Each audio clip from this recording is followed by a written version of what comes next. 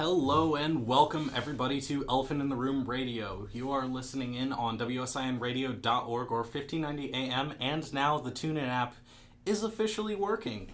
My name is Jesse Manning. My name is Matt Johnson. My name is Sarah Deslin. And I'm Greg Gagliardi, filling in here. Thank you for joining us today, Greg. Thanks for having me. I'm really glad you're here. We all love your show, Comfortably Dumb, which is also on WSIN Radio on Wednesdays 2 to 3:30. Yeah. Sorry about that. There we go. Yes. Those are all true statements. Very true. I've memorized everything. You know I'm good his at this. info better than I know our info. That's a little sad, Sarah. All right, so Mets. Oh my God, right now. So I'm a huge Mets fan, so I knew the first thing we had to cover was Mets, and so is Greg. And we've been absolutely ecstatic for the past, since the playoffs started, since August, since July 29th. Is that the day they won the division? Do you want to know what July 29th is? What was July 29th? Well, one, it's my birthday, and Okay, the well, reason happy why I birthday. remember that date is because that's the day that Wilmer Flores cried and the non-trade. And that was kind of the turning point of the season. The complete turning point of the season. That's when it happened. That's when we were like, we could maybe do something if we all buy in. Should we... Let's like run down how the season has progressed. That's a very, very good idea. Something also happened on the 29th. We went camping. Oh, yeah. Yeah, we did all go went camping. That Yeah. wasn't on the 29th. We left Yeah, on the it was. 27th. Shout No, out we to weren't there on the Sarah. 29th. I was in my bedroom screaming about the Mets that night. We must Yeah, have but came that's home when on the we 29th. left. Yeah, that's That's the when day we we left. That's why we left early. I just wanted to bring that nice little memory back because I have nothing about sports and I wanted a word. All right. So anyway, let's go through what the Mets have done this year, which is absolutely incredible. At the beginning of the season, there was no chance of the Mets making the postseason. It was all about the Nationals. It was the Nationals show. But what I think eventually happened with them is #Natitude. They're all very about themselves, and they didn't mesh as a team. And the Mets managed to come together as a team and eventually made postseason, and they have just been flying through it since then. You are exactly right. A little earlier, so last year I said, before the season started, I said the Mets can win this division if the Nationals fall, which they did, and then the Mets turn it up. They're not going to win the division by default. They're going to have to play well. And the Mets started making some moves. Sandy Alderson finally woke up and said, let's go all in. Let's make the trades that the Mets normally don't make. You know, they brought in Cespedes, Juan Uribe contributed, Kelly Johnson contributed, Tyler Clippard contributed. They brought in these players. The attitude behind the team changed because I think for the first time all year, they really thought we can do this because the front office bought in, the players bought in, and now look at them. They won the division. Hottest team in baseball right now. It's incredible to me. The turning point in the season was Wilmer Flores in the non-trade. I remember staying up late that night looking at tweets, and the thing that was eventually going to happen was Carlos Gomez was going to come from Milwaukee. We were going to trade Flores, but that never happened. And I remember going to bed that night. I think it was a little bit before the 29th. The 29th might be when the trade actually happened where we got Cess. Maybe I'm wrong. I don't remember dates. Okay, not important. But the Flores, and because the weird part was before that thing with Wilmer Flores was kind of viewed as the scapegoat of the Mets. Mm-hmm. When things would go wrong, we'd blame Flores, and he would make his errors in the field.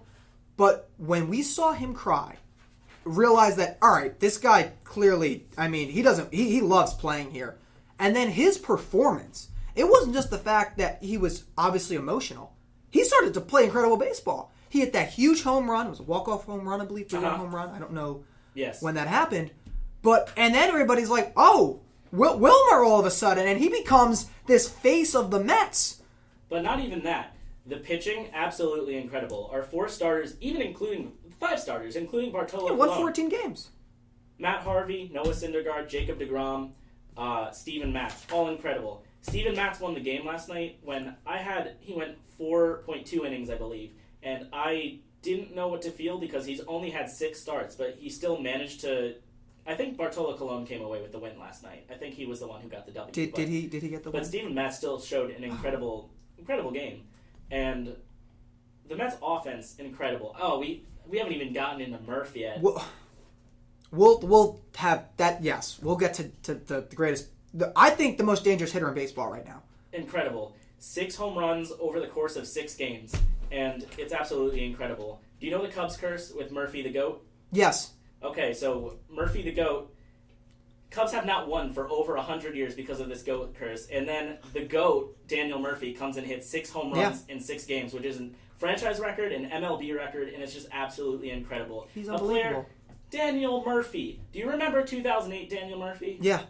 Yeah. He came up to plate, and we all just sighed. Yeah. He was a left fielder who didn't know how to play. I forgot about that. His defense was awful. He got hits every once. This is a kid who, not a kid, he's 30 years old, but this is a guy who he hits maybe 6 home runs in a year, and he hits 6 home runs in the he's postseason. not a power hitter. Not at all. And he's a line drive, slap the ball around guy. And ironically, the funny part about Murphy is earlier this year, trade Murphy. He can't hit. He can't field. He can't run the bases right. If we don't have Daniel Murphy, we're not in the World Series right now. This dude is unbelievable. He hit a home run off Lester, Arrieta, Greinke, and Kershaw. All amazing pitchers, and he managed to hit off of every single one of them. And I think it's just incredible. He's unbelievable right now. The game last night, he gets up, he hits the opposite field single, which is just vintage Murph, hits the double off the wall. Next at bat, gone. Can we talk about the Ivy real quick? Yeah, what? All right, so you talk about the Ivy. Okay, so Chicago, Wrigley Field is historically known for having the Ivy in the outfield. All across the outfield. When every other field in the major leagues has just a wall. This is a home run hitter's park. The wind is going out. It's not a very big ballpark, correct? It's very small. Yeah. It feels like a Little League ballpark when I'm watching it. Yeah. So a ball goes under the Ivy. What do? Well, you're supposed to not touch it. Raise your hand. So that's what Dexter Fowler did. He didn't touch it. It goes under the Ivy, and it's a ground rule double. Terry Collins, amazing guy. The GOAT. He runs out and he disputes it, even though he knows the actual rules. That's why I love Terry Collins. Terry Collins. Do you see after the series against the Dodgers, congratulating fans, like the fans in the ballpark, giving him high fives last night, spraying champagne champagne from the dugout. He's a man of the people. I love Terry Collins. Do you know the history of Terry Collins though? I don't actually. He was a pitcher. He played in the minors. He never made it to the majors. He was a coach for minor leagues. I believe I can't tell you what club he was a part of, but he was a manager for the major leagues too. But what ended up happening was he's always been viewed as a very much a hothead. So for 11 years he didn't coach in the majors, and then he came back because the Mets were like, you know what, we're gonna have this guy. He's gonna be a part of us during the rebuilding phase, and then we're gonna replace him. But he's still there. He's still there, and he's leading this team to victory, and he completely deserves it. The players love him. I mean, the players love Terry, and I think I like Terry Collins. He's not a huge personality. He doesn't no distractions. Doesn't take anything away from the players. It's very players play, and I'll do me. And I love that separation. He never makes it about him. For a guy who's a typical hothead, you never hear drama with Terry Collins. Like you never hear him being a story, him being a distraction. A typical thing in the Mets clubhouse has been just how humble everybody is. Everybody's extremely humble. David Wright, when asked about the World Series in Game 3, he said, you know what, it's just we got to take it one step at a time. We got to worry about Game 4. They did that, and now it's time to celebrate. They have a week's rest, and then they're going to go in this with their best pitching. I believe it's going to start off with either Jacob deGrom or Syndergaard. I would say deGrom. That's because what they've been doing. DeGrom or Harvey, not DeGrom or Syndergaard. Yeah, Syndergaard is set to go Game 3. Yeah, they should start DeGrom. That's what they've been doing throughout the postseason. Why not send the best pitcher out there? And hopefully Cespedes is okay because he left the game early yesterday. He'll be fine. Yeah, he'll be. They say he'll get an injection on Sunday and he'll be ready for Tuesday. Cespedes will be fine. The Cuban Missile Crisis will be the Cuban Missile Crisis. Shout out to my friend Christian Lodwick for officially dubbing that nickname. All right, and to wrap up this segment, predictions for the next World Series. What do you think is going to happen? Well, I'm not just saying this because I am a Mets fan. The Mets are going to win the World Series. They are the hottest team in baseball. They have the pitching, okay? Pitching wins. What wins championships? Pitching and clutch hitting. What do the Mets have? Pitching and clutch hitting. Now, obviously, we don't know who's coming out of the AL. We don't. Is it going to be Blue Jays or Royals? Not that it really matters, to be completely honest with you. Either team, I'm not concerned. I'm going to say Mets in 5. I'm going to go with Mets in 6. I think they're going to... I think the Royals could take it tonight, and I think after that it's going to be Mets in 6. I do think the Royals will win the series. I would like the Blue Jays to win it, to win the AL. I think the Mets in 5. I think the Royals will win one game at home. They play well at home. but you're not touching the Mets in Citi Field. You're going to see a bunch of great pitching. You're going to see the Royals, whether we play the Royals or the Blue Jays, great hitters. Their pitching is very limited to either Cueto or Volquez, or for the Blue Jays you have David Price. But either way, it's going to, or Stroman. Stroman's gives up a lot of runs and gets a lot of run support. He's a good pitcher. If we can do what we did for the first 2 series and have incredible pitching and have the bats going, I'm hoping we have Grandy to lead it off. Yeah. He'll start. They were saying from the beginning, Murphy was saying this, it's all about getting it started. And if Granderson can get an inning started, get on base, we have right to get him. Granderson's still got the speed. He may be old, but he's got the speed. He can run. Murph with the bat, Cespedes with the bat. Our middle lineup is dirty. We found somebody last night. We found Lucas Duda. Lucas Duda has been found, and that man... 5 RBIs. Yeah. Welcome to the postseason, Lucas Duda. If we get him going, I mean, that's a guy who's a 30 home run hitter, even though he had 27 this year, 30 last year.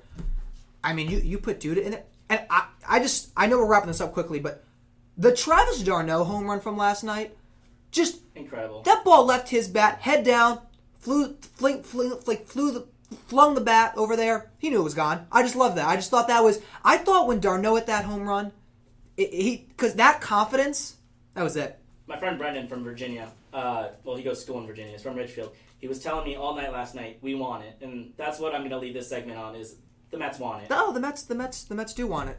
The Mets want it. Let's end it on that. Yeah, absolutely. Let's go Mets. All I could think about the entire time you guys were talking is how every single player's name you said sounds like something that's made up or a cartoon. And I'm just like picturing like these Dr. Seuss looking characters the entire time. I'm just zoning out. So I do not speak sports whatsoever. I do not speak sports. Let's go to the second song in that case, which is Different Colors by Walk the Moon. Hello, my name is Matt, and I'm from Elephant in the Room. If you want to learn more about the topic, click the link down there in Mom's Big Ziti. Don't forget to subscribe, like us on Facebook, and follow us on Twitter, or I'll have to kill you.